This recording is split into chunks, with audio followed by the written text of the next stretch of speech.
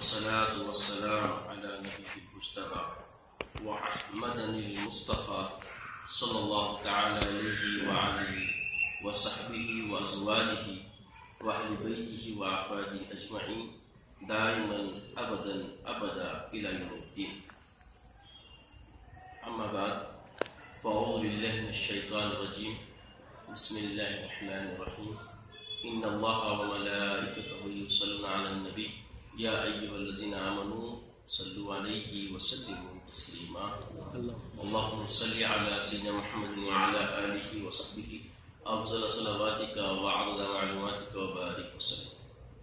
حضرات، وضو کے مسائل حدث صغریٰ مکمل ہونے پر ہے اور مختلف مسائل پر ہماری گفتگو ہو رہی تھی کہ موضوع کا مسح، وضو کا چوتھا فرض، دونوں پیروں کا ٹخنوں سمیت ایک مرتبہ ہونا ہے.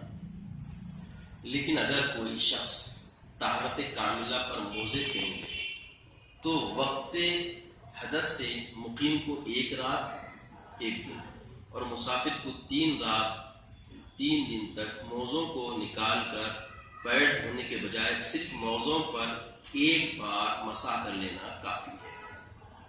اب یہ مقیم کسے کہتے ہیں؟ مقیم جو اپنے جائے پیدائش میں جہاں پہ رہتا بستا ہے، اور مسافر جو 100 کلومیٹر، علماء بتاتے ہیں کہ 100 کلومیٹر اپنے گھر سے کوئی دور چلا جائے جہاں سے اس کا شہر نگاہوں سے اوجھل ہو جائے بالکل، تو اس کو مسافر کہا جائے گا. 100 کلومیٹر سے زیادہ مسافت طے کرنے والے کو کیا کہیں گے؟ مسافر کہیں گے. تو مسافر کے لیے 3 رات 3 دن اگر وہ نیت سے وضو کر لے، موزے کی نیت سے وضو کر لے اور موزے پہن لے، تو موزے کیا ہے؟ یہ موزے پہلے چمڑے کے ہوتے تھے، اب جو ہے نا کیا ہوتے ہیں، فوم کے بھی آ رہے ہیں، جیسے ریگزن میں لطیف ذرا اور عمدہ کپڑا فوم بول کے آ رہا، فوم کے بھی آ رہے ہیں. فوم کے ہو یا چمڑے کے ہو، جس کے اندر پانی کا مسح کرنے پر پیر تر نہ ہوتا ہو. جو کپڑا پہنے ہوئے، جو بھی جو پہنے ہوئے موزے کچے ہو کے اس کی تری پیروں تک نہ پہنچے، تو یہ موزہ کہلاتا ہے. اور یہ موزے کا عمل کیا ہے؟ موزے کی مسح کی نیت سے اگر آپ وضو کامل کر کے اگر انہیں پہن لیتے ہیں تو مسافر کے لیے 3 رات 3 دن اور مقیم کے لیے 1 رات 1 دن، یعنی 1 رات 1 دن میں جتنی بھی بار وضو نواقض سے وضو ہو جائے، نواقض سے وضو کا مرتکب ہو جائے، وضو اس کو کرنا ضروری ہو جائے، تو ان صورتوں میں جو وضو کرے گا تو سارے اعضاء دھوئے گا. جب پیر دھونے کی باری آئے گی تو کیا کرے گا؟ اس کے اوپر مسح کر لے گا، یعنی پیر دھونے کا فرض ادا ہو جائے گا. جبکہ شرائط مسح کے موافق مسح کیا، لیکن موزے اتار کر پیروں کا دھونا افضل ہے، بشرطے کہ مسح موزے کے جائز کا اعتقاد اپنی جگہ مسلمہ ہے، مسح کرنا درست ہے، اس کے خلاف کوئی بات نہیں ہے، مگر افضلیت یہ ہے کہ موزے نکال کے دھو کے پھر پہن لینا. اگر مسح بھی کر لیتا ہے تو فرض ادا ہو جاتا. موزے ایسے ہوں جس میں پیر کے ٹخنے چھپ جائیں، پیر کے ٹخنے، یہ ٹخنے کہلاتے ہیں نا، یہ ہڈی جو کہلاتی ہے، یہ چھپ جانا، اتنا اونچا رہنا. ابھی آج کل اور ایک ہاف موزے بھی آ رہے ہیں، جو ہاف بول کے پیداوی بھی بول رہے ہیں، اس کو ساکس بھی بول رہے ہیں، تو اتنی سے رہی ٹخنے دکھتی ہے، ہڈی دکھتی ہے، تو وہ موزے کے ان زمرے میں نہیں آئے گا، وہ موزے کے امر میں نہیں آئے گا. موزے کے لیے شرط کیا ہے؟ ٹخنے چھپ جانا، خواہ چمڑے کے ہوں یا کسی ایسی چیز کے جو تبیس موٹی ہو اور پانی میں اثر نہ کرے، اور جن کو پہن کر آدمی عادت کے موافق بے تکلف چل پھر سکے. سخت بھی نہ ہونا، جوتے کی طرح پیر جو ہے نا اس میں گھما نہ سکے، ایسا نہیں، پیر اچھا اس میں کھیلنا، ایسا پورا موڑ کر سکتا. اور پھر اسی طرح بتایا گیا کہ اگر موزہ پھٹا ہوا ہو اتنا کہ چلنے کی حالت میں پیر کا حصہ بقدر پیر کی 3 چھوٹی انگلیاں جو ہے کھل جاتا ہو تو اس پر مسح جائز نہیں، وہ مسح کرنے کے امر میں نہیں رہے گا. ہر موزے کا مسح ہاتھ کی 3 چھوٹی انگلیوں کے برابر موزے کے پشت پر ہونا چاہیے. کیسے؟ ایسے، یہ ایسے لینا، ٹھیک ہے، ایسے اوپر پشت پہ پینے کا. اور پھر بتایا کہ ہر موزہ کا مسا ہاتھ کی چھوٹی 3 انگلیوں کے برابر موزے کی پشت پر ہونا چاہیے. جن چیزوں سے وضو ٹوٹتا ہے ان سے مسا بھی باطل ہو جاتا ہے. یعنی وضو ٹوٹا تو مسا بھی باطل ہو گیا، اب پھر نیا وضو کرنا پڑے گا اور نیا مسا کرنا پڑے گا. نیز جب کہ مدت پوری ہو جائے یا موزہ پیر سے یا پیر کے اکثر حصے سے اتر جائے تو ان صورتوں میں مسا کرنا بھی باطل ہو جائے گا. یعنی پیر کا ایک دم چلنے میں نکل بھی گیا تو اکثر حصہ نکل گیا تو اب پھر آپ کو پھر سے مسا نیت کر کے پیر دھونا پڑے گا، پھر مسا آپ کو موزہ پہننا پڑے گا. موزہ نکل بھی گیا تو آپ کا مسا باطل ہو جائے گا، اور اگر پیر کا اکثر حصہ بھی نکل گیا تو بھی مسا باطل ہو جائے گا. یہ تھا مسا کا بیان. اب آج الحمدللہ وضو کے حدث سے اصغر کے مسائل پورے مکمل ہو گئے. اب حدث سے اصغر، حدث سے اکبر، غسل کے مسائل.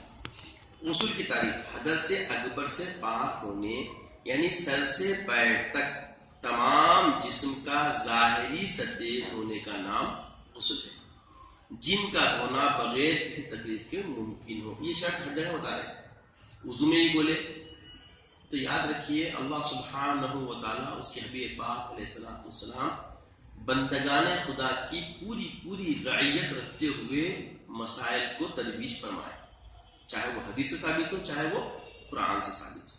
اور قرآن و حدیث سے مسائل کا استنباط کرنا ہر کسے ناقص کے بس میں نہیں. اتنا آسان کر کے علم دینے کے باوجود ہمارے پاس اتنا علم نہیں ہے. موضوع پہ مسا کیسا کرنا شاید ہی کسی گاہے شخص کو جتنے ہم بیٹھے ہوئے معلوم تھا ہوگا.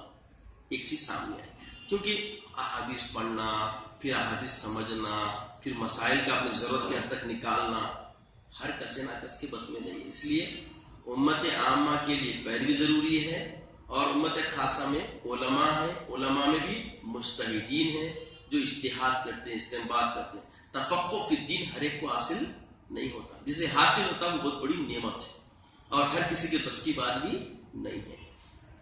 پھر بتایا گیا کہ غسل کے صفات حسب ذیل کیا کیا ہے.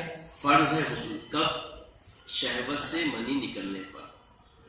شہوت کسے کہتے ہیں؟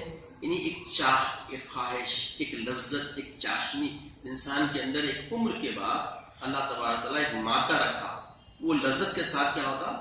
خارج ہوتا. اس کو کہتے ہیں شہوت. جو لذت پیدا ہوتی اس لذت کا نام کیا رکھا گیا؟ شہوت، خواہش. تو شہوت سے منی کا نکلنا. منی ایک مادے کا نام ہے، جیسے رینٹ ہے، تھوک ہے، ایسے ہی جسم کی پشت میں مادہ ہوتا اس کا نام ہے منی.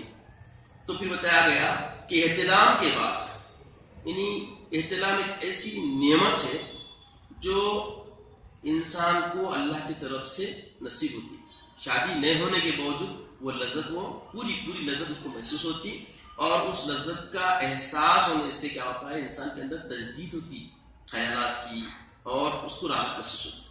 تو یہ خود قدرتی طور پہ ہوتا، اس کا نام احتلام ہے. اب آج کل بہت سارے لوگ جو ہے نا بیوقوفی اور نادانی کے پہلو میں آ کے بات کریں احتلام بول رہے ہیں. خیالات پراگندہ رکھ کے، گندے خیالات کے ساتھ، بغیر وضو کے بدتمیزی سے ہودے پڑھ کے سوئیں گے اور کچھ معاملہ ہو جائے گا، اس کو احتلام نہیں بولتے. احتلام پوری رعیت کے ساتھ، پوری اپنی تحفظات کے ساتھ جو بندہ سوتا اس کو خود بخود خواب کے ذریعے پوری لذت حاصل ہوتی، اس کا نام ہے احتلام. یہ بات اس لیے کہہ رہا ہوں کہ آج کل لوگوں کے اندر بہت خرافتی اور بہت جو نا بیوقوفی اور بدتمیزی اور بددینی کی فکر میں لوگ بدتمیزی سے سو رہے ہیں، اور سو کے بول رہے احتلام ہو رہے ہیں. اس سے بیماریاں پیدا ہوتی ہیں، اس سے بیماریاں ہوتی ہیں، ایسے مہلک بیماریاں ہوتی ہیں کہ بس آفت لوگوں کے ہاتھوں کو رسوائی آیا تھی. اس لیے دین ہر جگہ متنوع کر دیا. اللہ کے رسول فرماتے ہیں من ادعا بید فلیس منی، جو اپنے ہاتھ سے اپنے آپ کو ضائع کرتا ہے وہ مجھ میں سے نہیں ہے. بولی کیا فرما دیا؟ دیکھیے کتنا بڑا لفظ ہے. معلوم جب اللہ کے رسول میں سے امتی نہیں ہے ہم، تو سوچیے اب ہمارا کیا بچاؤ ہوگا؟ کوئی بچاؤ ہے؟ تو اس واسطے اپنے ہاتھوں سے ایسے کوئی اعمال ہمیں نہیں کرنا جس سے دین سے خارج ہو جائے. کب کتنی بڑی پنشمنٹ ہے، غور کریے. رسول صلی اللہ علیہ وسلم ذمہ داری نہیں لے رہے، اس کو اپنے سے نہیں بول دے رہے. اللہ اکبر. تو اس واسطے احتلام کیا ہے؟ ایک خواب ہے جو ایک اللہ کی طرف سے بندے کو خود بخود ایسا ہوتا ہے.